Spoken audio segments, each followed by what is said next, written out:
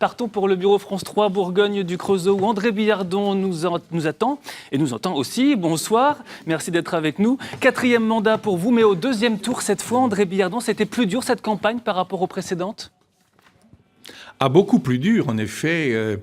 Les résultats du second tour, pas tout à fait serrés, puisque l'écart entre mon adversaire et moi-même est de 4 points. Il n'en reste pas moins que la situation a nécessité naturellement une campagne extrêmement active entre les deux tours. Dès lors, d'ailleurs, que mon adversaire proférait à la fois mensonges, approximations, parfois insultes.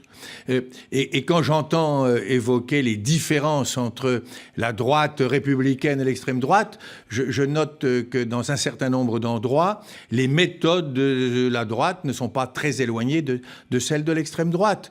Et à cela, le Creusot n'était pas habitué. Nous avons dû faire face. Et celui qui ambitionnait d'être le maire du Creusot, au bout du compte, a échoué. Mais ça a nécessité de notre part une campagne extrêmement active et très militante dans les derniers jours. André Billardon, question d'Éric Sicot. Oui, et donc vous avez été mis en ballotage quand même pour la première fois.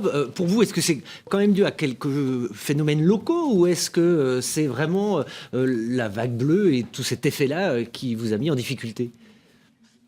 Mais c'est d'abord pour une raison simple. Lorsqu'il y a 2 listes, il n'y a pas de deuxième tour. Et dans l'histoire du Creusot, il n'y avait jamais eu de liste aux élections municipales. Donc il n'y avait jamais eu, par nécessité, et par droit, deux tours. Cette fois-ci, 4 listes au premier tour. Le ballotage m'a été imposé par la dispersion des voix et pas par le fait de la droite, plutôt par la dispersion extrême-gauche et écologiste. Et au 2e tour, je me suis employé à rassembler, pas autant que je l'aurais souhaité, et au bout du compte, néanmoins, avec une étiquette socialiste qui n'est pas la plus porteuse, il faut bien dire les choses comme elles sont, dans la période actuelle, nous l'avons emporté.